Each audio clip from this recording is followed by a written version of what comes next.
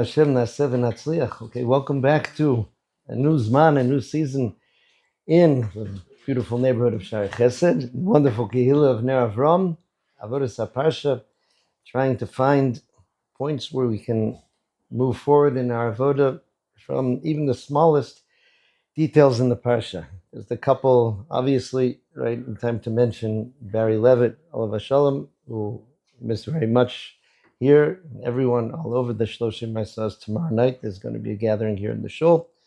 And also thanking my friends, the Oppenheim family, who sponsored the Shiurim in Elul, especially different technical things we do and need to do. And I didn't want to say, I didn't have to mention their name, but they did ask.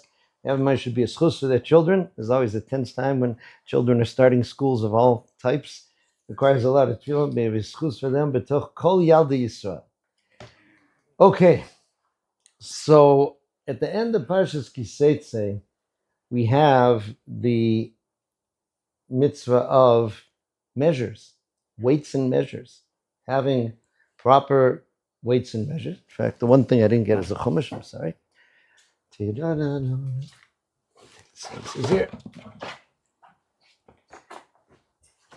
And Rav Hirsch says that the whole world of measures is really one of ne'emonus, of trust, because the person is almost like a judge when he's telling you this is a half kilogram weight, right? Or this scale, right? Even nowadays, your electronic scales have to be calibrated and checked properly.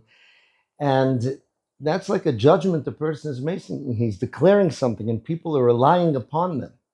And the part of the problem of the stealing through weights and measures is that it's virtually impossible to do tshuva for it. That's why Chazal say in the Gemara, the onesh of improper weights and measures is even harsher than that of arayas, of forbidden relations, right? Which Rav Hirsch says are both things that show a person who's disloyal and dishonest.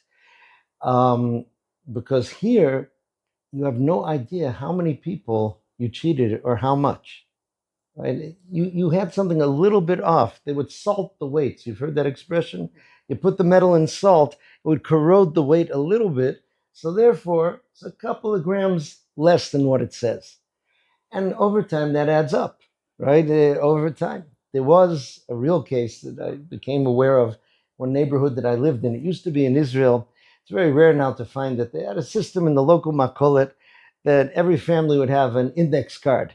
The owner of the makolet would have a box with an index card, and you could send your kids to the makolet, and they'd get a bread and a cottage cheese and a milk, and they say, "What's your name?" Goldstein. So I said, "Okay, Goldstein, 25 shekel." At the end of the month, right, you'd go, you say how much is on the card, and you would pay it off. Very convenient way to do it, cash free. So there was a gentleman in this neighborhood who eventually his guilt got to him, and he came to one of the rabbonim in the neighborhood, and he said, for a few years already, I've just been adding on a shekel here, a shekel there. Most people didn't check the thing, right, very carefully, and you couldn't even know, right, exactly what your kids got. It wasn't itemized. So he was told, number one, not to run the makolet anymore. And number two was the eitzah for tshuva for that is yaset tzorchei rabim. Do things that the people in the neighborhood will benefit from, so that hopefully the people that you took money from will benefit from it. Right? It's not called what's called a tshuva ma'al yisa. It's not the best form of tshuva, but it's the best you can do, along with asking Hashem for forgiveness, davening that those who need to forgive you. Okay, so it's very far-reaching, the effects of the averos of measures. But the description of it in the Torah, it's in Sefer Vayikra and also here, it describes it so harshly. Let's take a look. Lo yeh bekischa even va'oven gedola uktana. A kis is like a purse, a container, that you would keep your weights in. An even, they call it a stone, but it's really means a weight. You usually would use metal weights. Gedola uktana, meaning one is the full measure, and one is a little bit less. Okay? Lo yeh bebeischa efa ve'efa gedola uktana. An efa is a measure of something like flour, right? You shouldn't have one that's bigger and one smaller. What is this idea of the bigger and smaller one? In other words, who cares if you have a bigger one? The problem is the one that's smaller than what you're saying. Oh, so Rav Hirsch says that you're using that good one to fool people. In other words, you make a big display of the fact that, this one's the exact measure, but meanwhile, a little sleight of hand, and you put the other one in that's a few grams less. Okay, so both of them are something which is negative. Evan shlema v'tzedeki alecha, right? Eifa shlema v'tzedeki alecha. It's something that has to be whole, meaning exactly the weight it's supposed to be. And that's an idea of tzedek, meaning, like Rav Hirsch said, it's almost an idea that you are setting up a system here that's just, that people can rely upon, because there's no way for them to know usually. And it emphasizes, so here, this is before they're going into Eretz Yisrael. And what Moshe Rabbeinu was telling them is that when you set up your economic system, they didn't have to do so much of this in the Midbar with the Mon and all these kind of things. Now it's time for the marketplace. If you want to be Marich Yomim on that land that Hashem is giving to you, you have to be able to make sure that these things are as they should be. And it finishes with this very harsh sentence, Ki to'avas Hashem Elokecha kol oseh eleh, that it's a abomination. That's how they usually translate to'eva. A very, very harsh word to Hashem. Whoever does this, kol oseh ovel, right? And there's this double lashon. Whoever does this, whoever does any of these wrong things. Now, the Ksav Sofer we're going to be looking at first and foremost, he just mentions, he says, it doesn't even say that the action is a to'eva. The person becomes a to'eva. To'avas Hashem kol oseh eleh, the person himself, to the extent that he says that if a person does mitzvahs with these ill-gotten funds through tricking the measures, right? These old jokes, the Jewish jokes about, the butcher says, to the lady, okay, that'll be $5.50. She says, how much for the meat and how much for your thumb? Because he's pressing down on the scale a little bit. All these, so these things make the person, when he says, Eina mitzvahs ritzuyim kubalim lefanav yisbarach. The mitzvahs that you do, you bought a beautiful avaminim, you bought a beautiful tefillin, you bought it with all these things. If it comes from this money, it makes it repulsive to Hashem. It's a very harsh thing. So let's try to look at why it is so harsh. The Ksav Sofer says a very interesting principle that, as I said, as I looked into it, became a bigger and bigger topic. Nearly, he's explaining this harsh final pasuk, To'avas Hashem kol oseh eleh. In other words, so many averas are despicable that we have in the Torah. Why here particularly do we find this? He says, "B'mitzvos shebein adam lamokom, im einu yodea adam sheHashem tziva aleim hu shogeg ve'eino nitpas olav." If a person didn't know that you're not supposed to eat meat and milk, so he's shogeg, he's ignorant, he's inadvertently transgressed. He's not punished for it, right? He's not held accountable for it. He didn't know. Ki echi anu shalem, how could he get punished? Me'achar she'ena seichel mechayvom. The intellect does not tell a person, maybe I shouldn't be eating meat and milk. There's nothing there. It wouldn't come to anybody's mind. It's edible. I can eat it. Avol b'shebein adam lachavero. But when it comes to transgressions, bein adam lachavero, between person and fellow man, it says, hey mitzvos sichlios, right? Like our weights and measures here. These are mitzvahs that make sense. He says the human seichel commands that you be honest with your weights and measures. He says, therefore,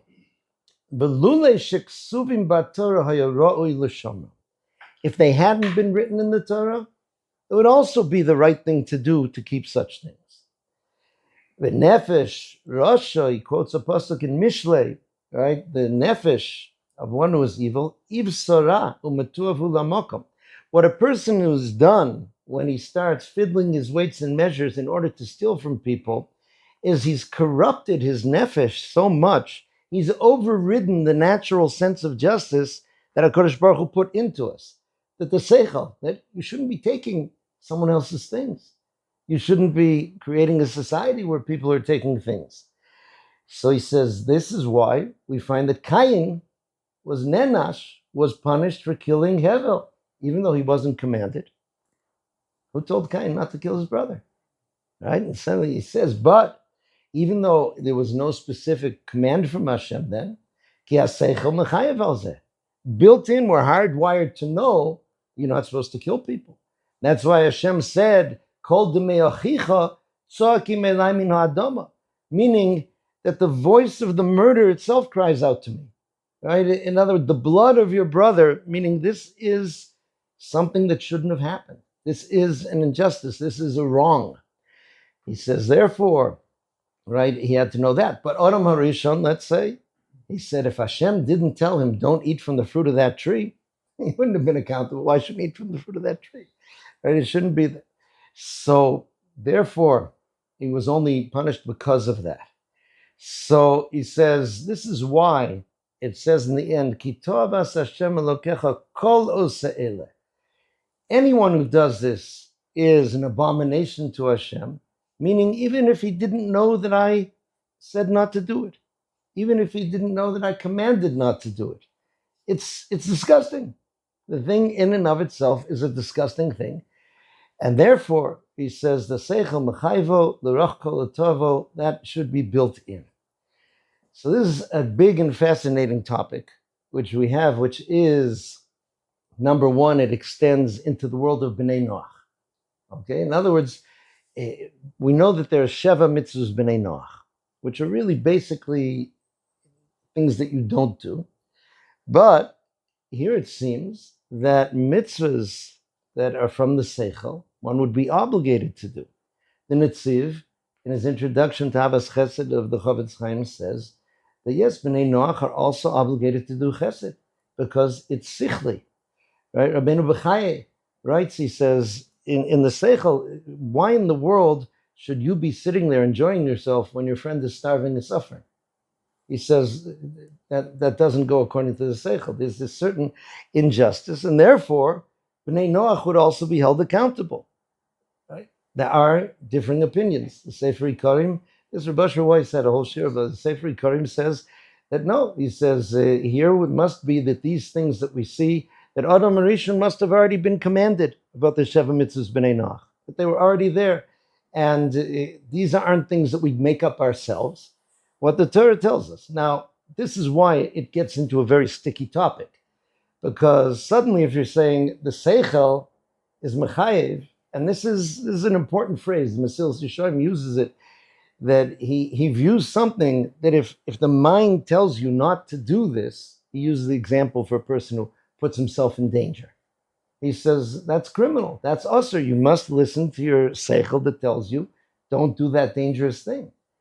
So that has the power of an imperative, but whose Seichel can one rely on, right? And suddenly things can end up getting mixed up and wrong, right? That's why Rabbi Asher, and brings sources for it, he feels that once the Torah was given, so for sure, there are many things that we see are what's called the Ratzon HaTorah, meaning based on what the Torah gives us, we can see how the Torah wants us to do. It's like the Piasetzin Rebbe said, that the goal isn't just to do good, but to be good, right? Meaning when you see how the Torah wants you to care for people, care for those in need, so that goes beyond the little lines that you can find in the Shulchan Aruch and say, can I check it off my list? It's showing, the Torah is showing you what to do and how to do. But that's all within parameters of the Torah, and in fact, it could very well be that for Bnei Noach, that it has to be in the ways that come out of the Torah, right? Not just what a person thinks, especially because our intellect can be corrupted. Like the Rambam says in the beginning of Hilchos Deos, a person is always influenced by what's done by the people around them. So if you have people that do corrupt things, eventually that seems fine to you. It even makes sense.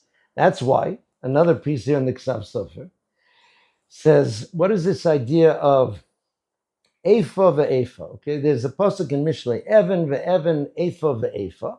similar to our pasuk here, a weight and a weight, a measurement and a measurement. Toavas Hashem gam shnehem. Okay, both of these are a toeva, are an abomination. What's it talking about? He says, I believe this is talking about a person who feels that it's allowed to trick your friend who's also a tricker, right? In other words, right, look, this guy rips people off, so I'll rip him off. He says, no, Toavas Hashem gam shneim.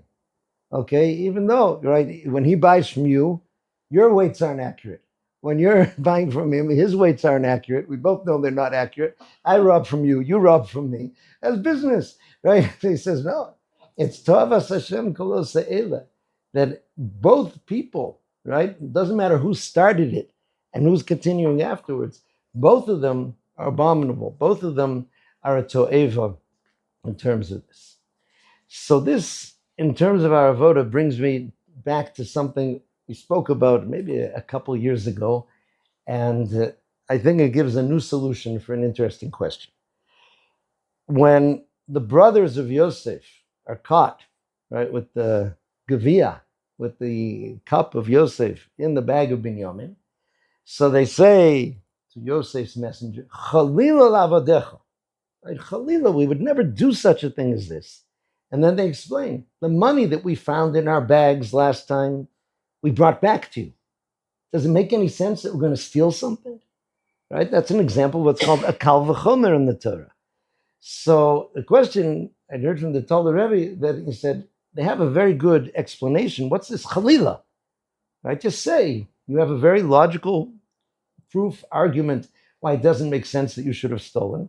What is the chalila? Rashi says chalila is chulin hilanu, meaning this is not for us. This is something profane to us. So why is that? So the explanation he gave is that this is, a Jew is supposed to have a natural, right, reaction, a visceral reaction to something like gezel, to something like stealing. Before you get into the logic and what and the why, there should just be this chalila, which is there. Now, my question afterwards was, how does that fit with the famous Sifri that Rashi brings down? It says like this. It says, "V'yisem li kadoshim kadosh ani Hashem va'avdi leschem mino amim liosli." So a famous statement, Rabbi Elazar ben Azariah said, "Minayin shlo yomar odom nafshi kotzo b'chazar chazir." How do I know a person shouldn't say, "Ich would want to eat pig"? Efshi lubosh kilayim. See a nice suit of wool and linen. Who would want to wear that, right? And right, Rashi brings the Sifri brings down also arayos, forbidden relations. Aval yomar efshi, should say, yes, I would want that. I do. Uma ese, but what can I do? Va'avi shebashamayim gozar alai. My Father in heaven made the decree that I don't. Meaning, don't do it because you've convinced yourself that it's disgusting. Number one, that's a lie. Millions of goyim eat bacon every morning, it must taste good. Right? Probably does. So don't tell yourself that. Tell yourself, HaKadosh Baruch Hu said, this is not for me. So how does that mix with this idea of the chalila, right? Shouldn't you say, yeah, I would like to, but I'm not allowed to. So back then I explained there was a two-step process, meaning once a Jew understands what something that's forbidden to him will do to him, then he has that reaction.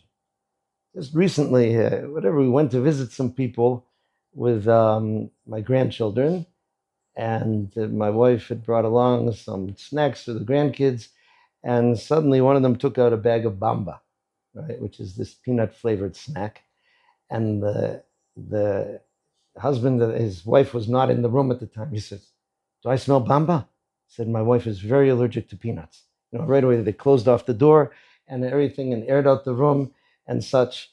Now, does that mean that bamba tastes terrible? No. She might believe that it tastes very good, even that it smells good, but to her, it's deadly. So that's why her visceral reaction when she sees bamba, so no, it's bamba, it's good, all the little kids eat it. Right? They actually say that some Israeli kids have less percentage of peanut allergy because from age 0 they're getting bamba put into their mouth. That's basically which is there. They get this exposure, but so in the same way, right? That bacon, which I realize is grade A delicious bacon that he fried up and he's enjoying it, but to me that's the peanuts, my peanut allergy. So here I think there's another approach that we can get from the Ksav Sofer, that matters of ben adam lamokum, like not eating, right, bacon, not eating, not wearing kilayim, right, the woolen linen, etc. So these are things that a person recognizes, this is something that I want, but that's part of how HaKadosh Baruch Hu made me as a healthy human being, right? These are natural reactions. An edible food that smells good makes me hungry. An attractive member of the opposite gender brings out desire. All these things that are there, but Hashem told me not to. But when it comes to Bein Adam Lachavero, there it shouldn't be, I would love to steal his money, but Hashem told me not to. No. Those things are to'eva. Those things are supposed to be hardwired into your seichel. Absolutely not. Chalila. Right? It shouldn't be, those are great things to do, to steal from people, to embezzle, to rob, to break. No, they're not. And your seichel shouldn't even be having any pathway that thinks that it is good, that it would be good. Okay, that I think is what we learned from this year, without going into the big arguments of B'nai Noach chayev for it. Are you more chayev for things that are based on the seichel than something which is only in the Torah, not based on the seichel? There are big arguments among the Mefarshim in generations for these things. But the idea that something which the Torah tells you here is to'eva, right? To'eva means, right, this is not part of natural life that you're meant to navigate, right? The Torah gives you ways that are allowed to have this, ways in which it's forbidden. You have kosher food to eat, you don't eat non-kosher food. You get married, you don't have relations in other ways. You have all these different things. Here, there's no such thing for stealing, for hurting people, for damaging people's things. It's an interesting question. The first siman in the Stipler's Gilus Yaakov on Bava Kama is, what is the source for it being forbidden to damage someone's stuff? It's like there's no particular line in the Torah that says, don't break your friend's stuff. So you might say, okay, but the Torah tells us how you have to pay. It says, okay, but a person feels, I'm walking down the street and I'm in a bad mood. I smash your window. Guy comes out, hey, what's that? I said, no, here, take $200. I needed to smash a window. I was in one of these things. It's like, I did it, I paid. What's the problem? So he brings a variety of approaches. One, which is fascinating, is he says, we learned from the mitzvah of Hashavas Aveda, right, which we actually have here, meaning the very fact that everybody should have that which is theirs. You should make sure that everybody should have. So it's almost, again, like a kal v'chomer. So certainly don't be breaking people's stuff. That's like the opposite of Hashavas Aveda. That's making it lost to him. But this very idea itself is, we are supposed to see that if a human being hasn't been corrupted, and it's so easy for our thoughts to get corrupted by the world around us, then a person would not want to do it. The seichel is mechayev it. The seichel is obligating you that people should be able to have their stuff and not have it taken. That adds a certain power to it. I just want to add in a fascinating thing with this idea of the Hashavas Aveda. There's a law in Israel that this is what I'm told anyway, that if an item is mismarked on a shelf of a store, that's what you have to pay. Right? In other words, there was something, right, that cost 50 shekel, and the person put on it. Nowadays, it's all barcodes a lot, but sometimes the barcode gets mixed up also, right? And it says 5 shekel instead of 50 shekel. He cannot make you pay 50 shekel. That's the price he put. That's the price you pay. So some people are very delighted when they find such a thing. So I heard this Rav on the radio of Binyamin Chuta. He said he can't understand people who would do such a thing. He said, I don't care what the government law is. That's an idea of Hashavas Aveda, meaning there's 45 shekel that this person lost. When the 50 shekel item has a 5 shekel sticker on it, that means that this person's 45 shekel are lost. So you have to return his 45 shekel to him. Don't jump on it, right? Try to find a way to get it to him. There was a famous story that became very well known a few years back. There's a whole world of people whose career is Amazon. I don't understand it exactly. They buy, they sell, they order, they do. And there was a fellow who was selling laptop computers. So he bought a lot of them from China and he put them up on his website, on his whatever it is. But he made a mistake. Instead of 500, he wrote $50. Now, an acquaintance of his, who was a competitor in the same field, happened to see that he put this up with the $50 for the laptop. He bought them all instantly. It was like 200 laptops, whatever it was, he bought them all. And he called up the fellow and he said, I wanted to be sure that nobody else would buy them at that price. So I took them off the market in order to give them back to you so you could put them up the proper price. That's the person, again, of the Hashavas Aveda, of wanting to see and make sure that the other person's thing doesn't get lost. The idea of emes, right? Like the verse says, it emphasizes here so much tzedek and all these things. Rabbeinu Yonah says, emes miyesodei hanefesh. The idea of being true is from the foundations of the soul. Why? Rav Hutner explains because we're called Tselem Elokim, the image of Hashem. He said every picture, every portrait, the more accurate it is, the more true it is. Oh, that's like true life, we'll say. I'm not talking about modern art where people have 3 noses and 4 ears and stuff, but it's something where you're actually trying to portray something. Oh, that's just like him. That's just like. So we're meant to be painting a portrait of ourselves to be godlike, so to speak. And the more we follow the Torah, the more that picture is true. I'll just finish with one last story about this. What he's describing here really, Ksav Sofer, is that a person has to be a mensch. That's what they call a person has to be a mensch.